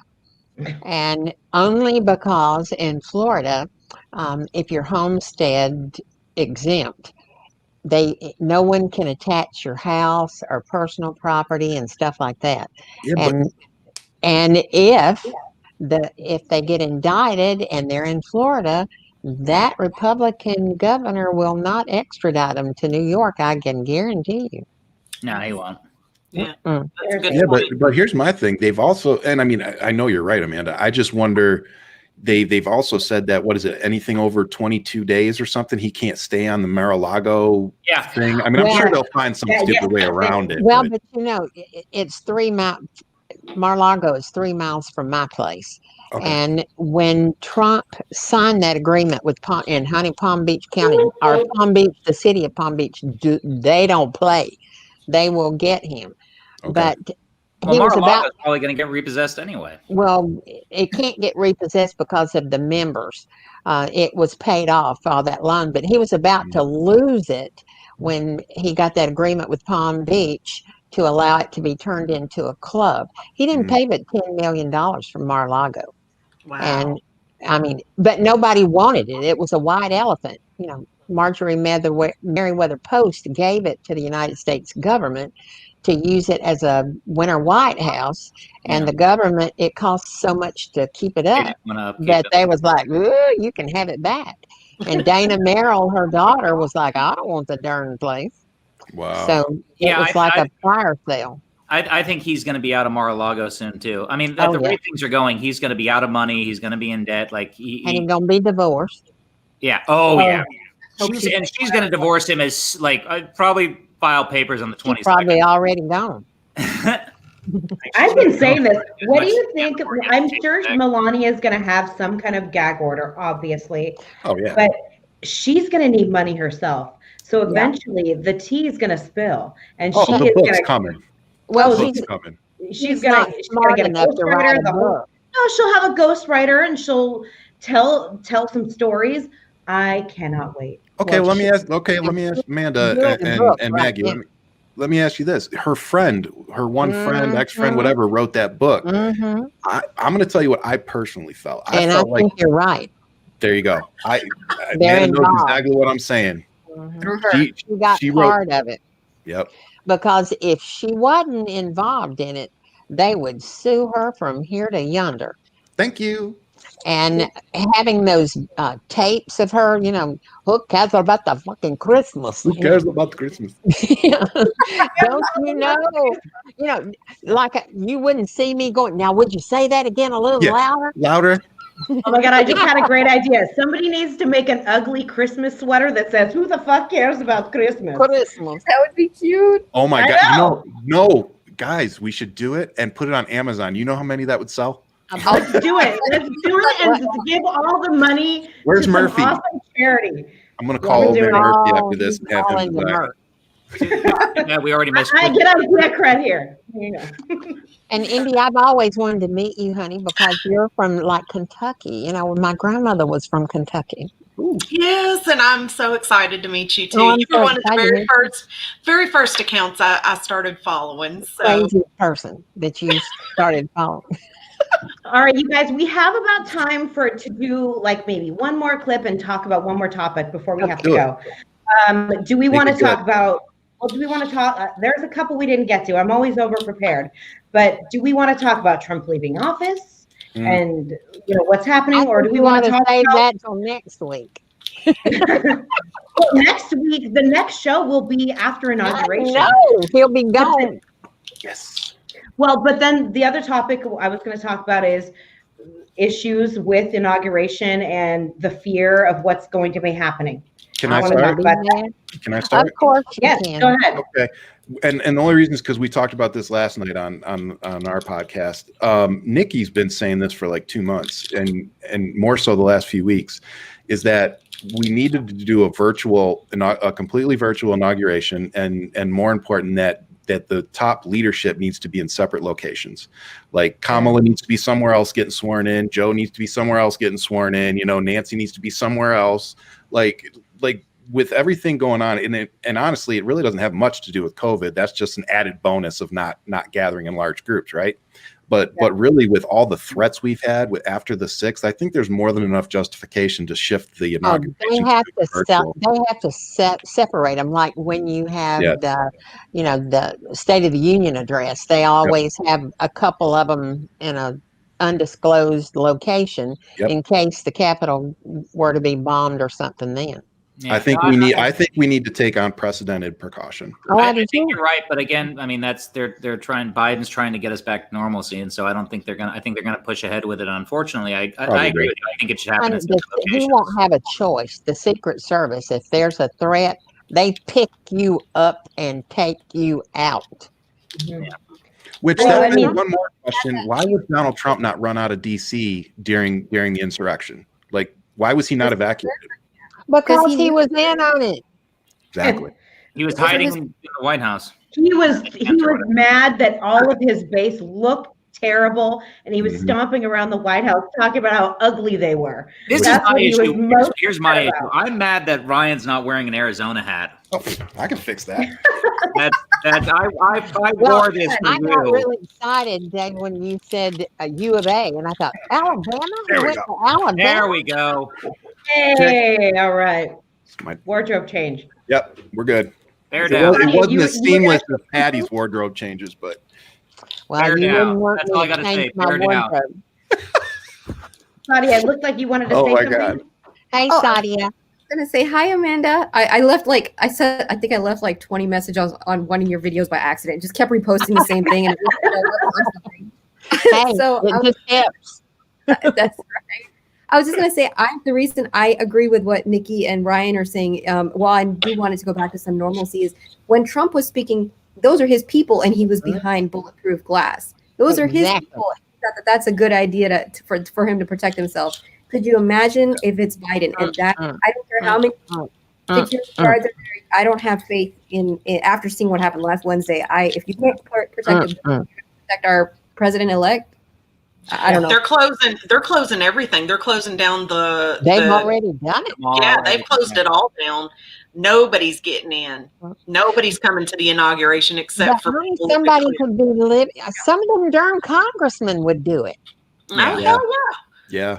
That Get old Boobert crazy in there girl. with her Glock and Bobert, whatever, Bobert. Oh no, I call her Boobert. Boobert. We were talking That's about earlier. Yeah, There that's was an so actual much decision I inside made. job. There was No, so Maggie, much you're- inside job with this. I mean, we know this now. That I wouldn't go nowhere near that place. it's scary to think who is in Congress right now and who was in on the insurrection last week. Yeah. And Abe said it. We will probably never know the true details. Yes, we will, because they will have every bit of that on tape, where they ushered those people through the Capitol. Can't hear you. Abe, you're on mute. Abe, unmute. Am I Abe, on you mute? silenced Abe, you're on yourself. mute. You silenced yourself, Abe. You're muted. Mute, you're on mute. You're on mute. Abe, you're Nope, on now mute. he muted. He Nope, wasn't now muted. he's muted. They will have every bit of that on videotape, and I guarantee you they've already looked at it. I don't know what's going Yeah, on. I agree. I don't think it's going to be like the Kennedy assassination where we're never going to know. I think no. we're going to have a pretty darn good idea. Too much social media now. I think, Yeah, unfortunately, I there's agree. going to be a lot of things with this administration we're not going to know, just because they're going to be burning papers on the way out. I mean, they're going to do everything they can to cover their tracks, because they know damn well that they're so. The White House is going to look like a Pope enclave. Get paid, though, darling. I guarantee you, somebody. We has will saved know it all. certain things for sure, but there will still be things that I think we will never know. Yeah, no, they haven't. They're not That's abiding by any the time in the presidential government. records. There's all kinds of stuff we don't lost know. Abe. I'm with Dave though. I think they're going to be burning so much stuff that it's going to look like the Pope conclave coming out of the White House. Yeah, they're deleting hard drives and everything. Color smoke. Yeah. Yeah, no, they're But I deleting hard drives. They're guarantee trashing. somebody has it on a zip drive somewhere so they can make some money. Oh yeah. Yeah, Well, that's what we're going to have to one thing rely we've on, is learned- the one good guy who's taking backups, like the person who downloaded all of Parler. Like, we're going to need somebody who actually steps up, who's a whistleblower. I love that. They've Says, got here's a zip 20 drive of all this shit that this administration deleted for the record. And then they hand it off to the Washington Post. I just have not So- had the opportunity to say it yet, but Maggie, you look fabulous tonight. Oh, thank you, Amanda. You're too sweet to me. So, we're pretty much out of time, guys. But trying to talk. Abe, Abe, you get silence out of yourself. mute. Unmute yourself. I did. It's weird. Oh, you're good. We can hear you. Okay. Don't I just touch want to anything. say that I don't think there's going to be any violence on the 20th.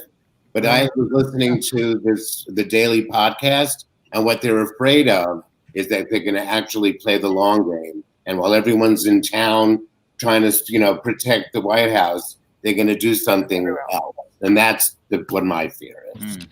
I really think that the violence is more going to happen in the state capitals. I do too. That's where we're going to see the big push on Inauguration Day. Just for example, Governor Andy Beshear of Kentucky, he has already. What? Andy's a Democrat. I said they hate him, not I yes, hate him. Okay, good, Amanda. I was like, I love you, Amanda. Please don't say nothing bad about Daddy Andy. I met his daddy. I loved his daddy too, but now Andy's just the best. He has already closed down Capitol grounds, not just Inauguration Day, but for this weekend too, and that's in Frankfurt. He's already sent some National Guard troops to Washington, already has some stationed in Frankfurt. He's ready. And honestly, I really think that him and Gretchen Whitmer, in my fantasy, are best friends. And they talk to each other on the phone every night. She's the one that I wouldn't want to be in her house. They hate her. Yeah. They do. Oh, no. I don't know why she didn't want a cabinet post. I'd be getting the hell out of Michigan. Can I just steal the mic for like 10 seconds? I just want to say, you can stay as long as you want. If you want to keep going, we can keep going. No worries. We've been saying all these traitors' names, and I just want to take a second on our platform to say the gentleman, the guard who led everybody away from the House floor. Yes, he was fabulous. Eugene Goodman is his name. And I've been pushing for a few days now. We've seen the the Presidential Medal of Freedom given to some, real winners the last few days. And I think that if we're going to give that medal to anybody, it needs to be to somebody like him. Put some dignity back into that medal and give it to somebody that deserves it. And he saved Pence's life. Yep. They were like less than 20 feet from where Pence's room was. When what really messed up part about this is, yes, he deserves all the accolades. He deserves the Medal of Freedom. The sad thing is he doesn't want it. He doesn't want the attention because now they're after him. Yeah, now he's there for himself and his family. All for doing his fucking job. While we're on the topic of the Medal of Freedom, can I just put my nomination in for Stacey? For who? Oh, yes. Medal of Freedom. Yeah, hands down. I'm upset that she didn't take on the DNC. No, she wouldn't want it. But she would. No, I don't think so. Right? But what she did in Georgia, I know we're getting off topic. Oh, yeah. No, but I just think what she got in Georgia, if she did 2 other states between now and 2022. We wouldn't have to worry about all these things that we're worrying about at the start of the conversation. Yeah, but she's gonna win the big battle, the big war when she runs against Kent for governor of Georgia because he screwed her out of it the last time, and she's gonna have the bye, baby. I think, and on top of them voting, I know it was close and them putting the senators in, but I think she's going to nail it this time, and she's more than proven to the people. She's more than proven to the people of Georgia that she deserves the job and that she'll do great things with it. Well, I think that's what one of the things is going to help is with Trump not on the ballot, it's going to depress turnout. And they got him. He was able to get Georgia going, and Republicans were able to get Georgia going after all that happened. But I think going forward, it's going to be a lot tougher with him out of the White House, and with now you're going to have all this reckoning coming back to these people saying, because when they run in the midterms, they're going to be able to say, look, this guy specifically supported Trump till Trump turned on him. You're not dealing with a profiling courage. You're dealing with a craven sycophant who's not looking out for the best interests of Georgia. But now that Black people in Georgia know that they control the state, they're never going to let it go again. I hope so. Never. Hopefully not. And every day, the African American population grows in Georgia. Yep. So, honey, But Georgia is blue forever until you need to be careful because they're still trying to implement more voter suppression in Georgia, and the fact that he's still he's still the governor and the secretary of state is still a staunch Republican who believes in voter suppression. I mean, it's not something that's as long as everybody's watching, it's never going to happen because they go to court just like that now. Wouldn't Stacey Abrams be more effective if she went into the administration in a role that deals with voter suppression, like on the national scale? I mean, she has a system that is so amazing that made her who she is. If you look at her history, she has like a system in place that should not be only used in Georgia. I would agree with that, but the problem with that is, one, all 50 states have their own individual mechanisms for voting and rules for voting. You need another civil rights or voting rights act, which they're working on with John Lewis right now. Stacey Abrams is not going to be able to push that. And once that voting rights act, or the new John Lewis voting rights act, if it gets through, which hopefully it should, if that gets through, it's not going to it's not going to be for Stacey Abrams to implement and enforce. That's going to be part of the DOJ under Merrick Garland. It's going to be incumbent on people like Stacey Abrams and Stacey Abrams to enforce voting, fair voting rights for their state in all 50 states. The best place for her is governor of Georgia. Yes, exactly. And it's in every state. You need somebody like Stacey Abrams for every state. Having her on a national level isn't gonna be able to affect that much because of the simple fact that every state runs their own election, which is why Trump wasn't able to steal the election, because he couldn't sit there and get every single one of those states to overturn what they had already certified, because the federal government does not have control over the states. Yep. I have one other thought that I really think that something's going to have to be done. I mean, right now, Pence is the most hated person in the Republican Party. I mean, Trump's people thinks he, gave the election away, and they're after him. Normally, when a vice president leaves office, they get Secret Service protection for 3 weeks. Honey, he's going to have it for life because they're going to kill him. Pence, yeah. Pence. Well, when they take away Trump's Secret Service, maybe they should give it to Pence as a parting gift.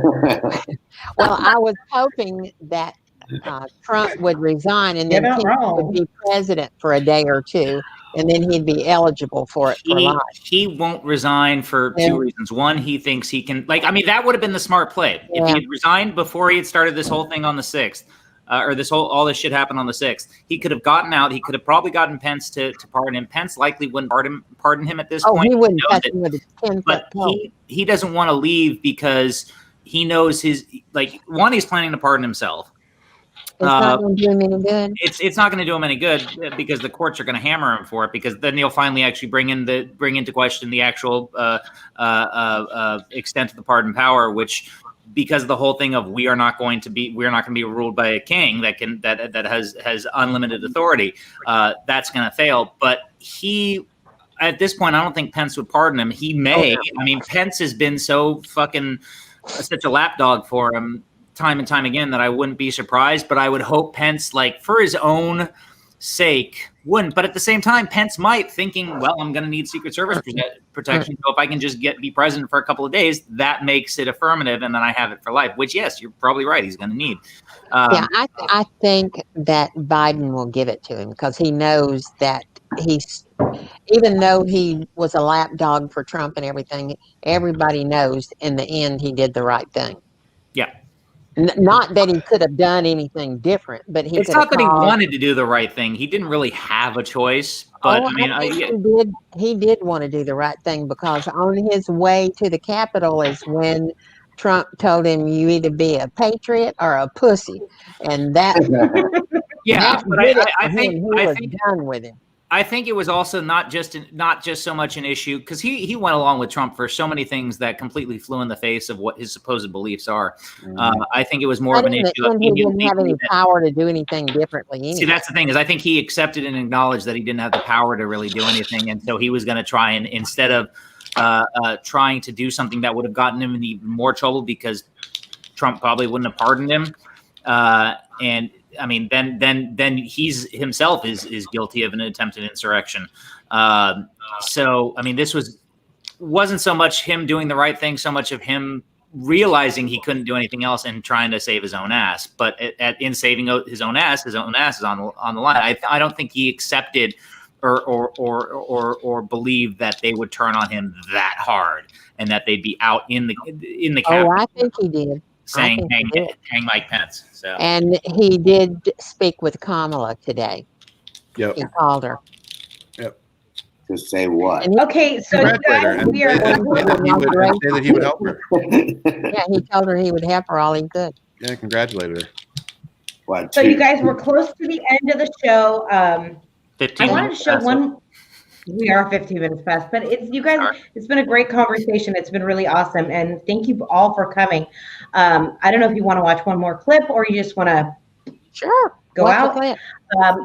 I got nothing I've got but two. Legos. Well, I've got two, and I want you guys to. What would you rather talk about? I have a clip of our president-elect, speaking about coronavirus yesterday.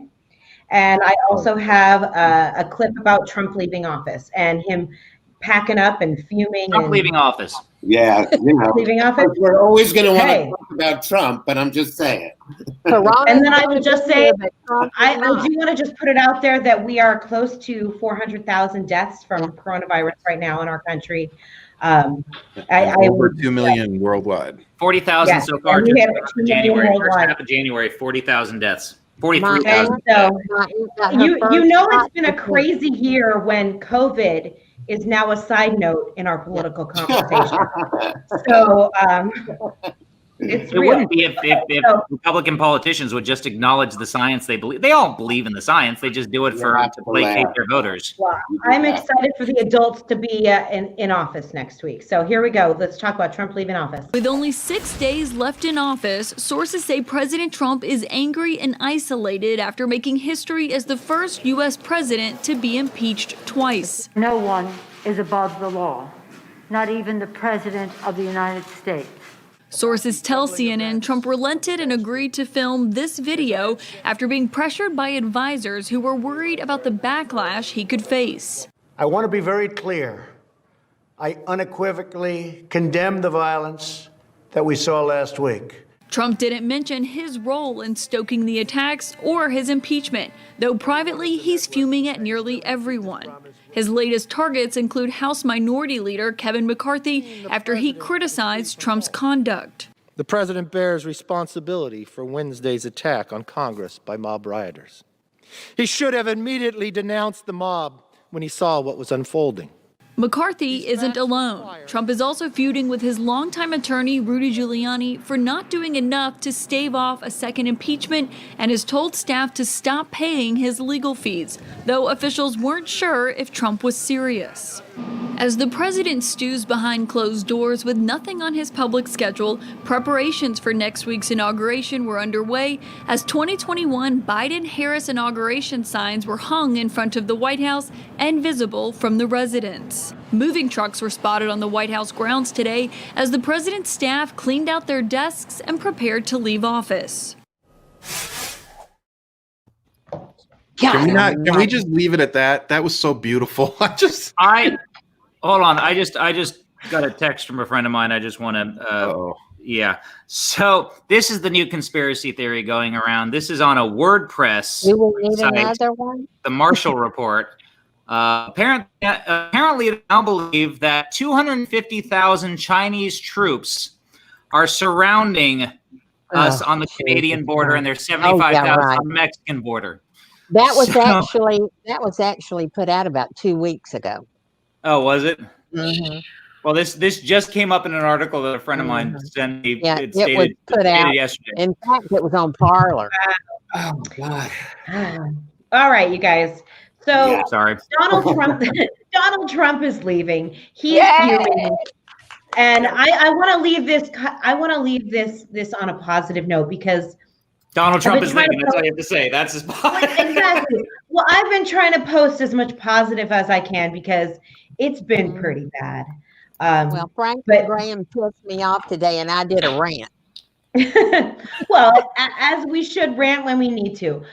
But I do feel that there are some positive things coming forward. And nothing makes me more happy than knowing that Donald Trump is fuming in the White House right now and stomping around like a little baby. And I think we all agree with that. When they're not just packing up their desks, they're taking mementos. Oh, they're just taking anything not fucking nailed down. They're just I saw them taking the bust of Abraham Lincoln out. Like, what were they doing?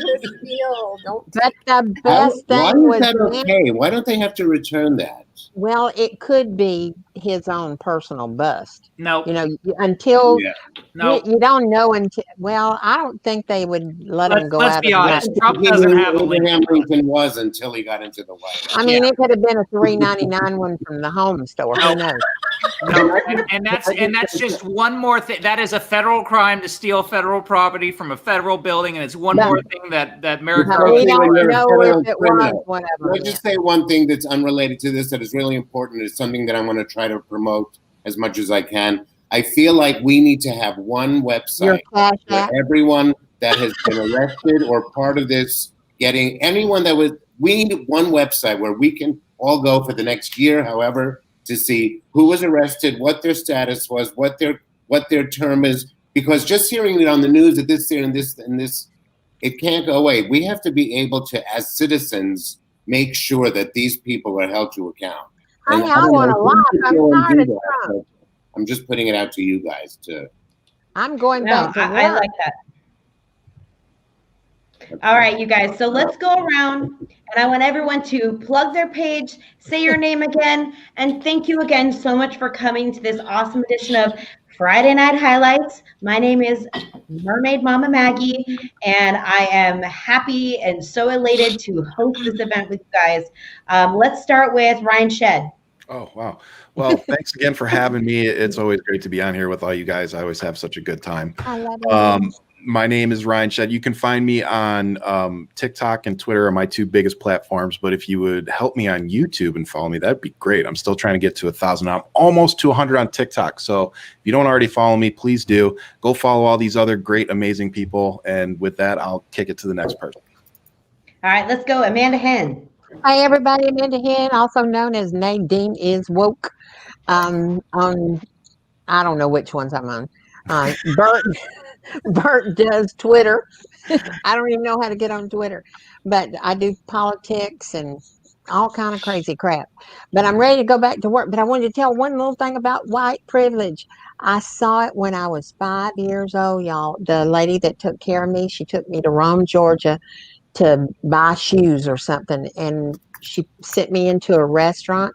They would not let her go in. And I had to sit at a window seat so she could watch me eat lunch. So that told me when I was little bitty what it was like. Wow. I love all y'all. We love you, Amanda, and I'm so glad you were able to come on. We were going to have another guest, but I had on my gown and I put on this jacket.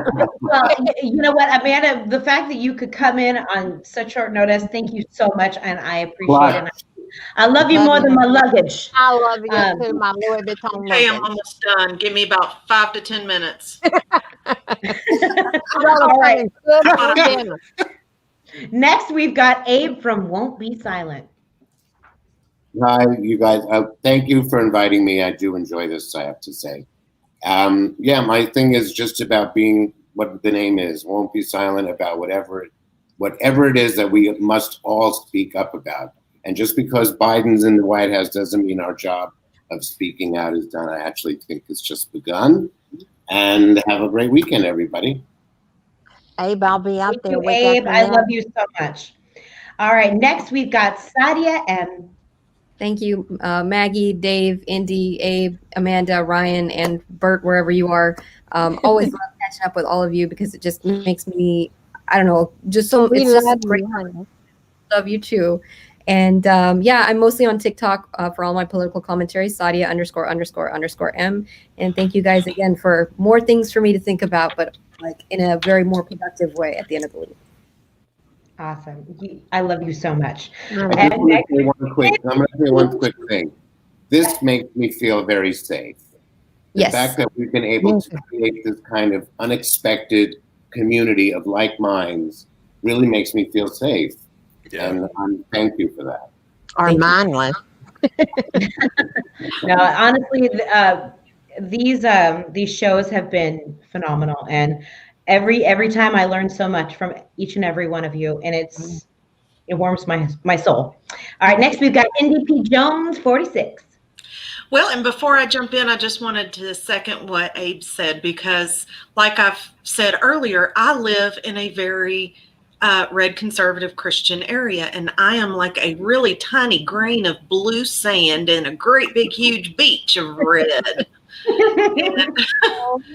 Yeah, and so I really felt very alone until I found TikTok. I all of a sudden I'm like, oh, there's people out there that actually, I'm not crazy.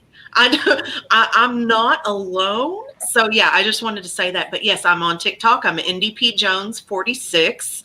I do What the Fuck News, and I like to point at things above my head and make snarky jokes like calling her Boobert instead of Bobert. And I do also focus quite a bit on Kentucky politics, just because, you know, I've got Mitch McConnell and Rand Paul, but and so Daniel Cameron, but the bright shining star is Andy Bashir. So we're all behind Andy. So, but yes, I just love all of you guys. I follow all of you, and I'm just so grateful that Mermags has invited me to be a part of this community. I'm so glad you were here. I I've love always you. wanted to love meet you. you. Thank you. She is good people for sure. Yeah. All right, and Dave D Comedy.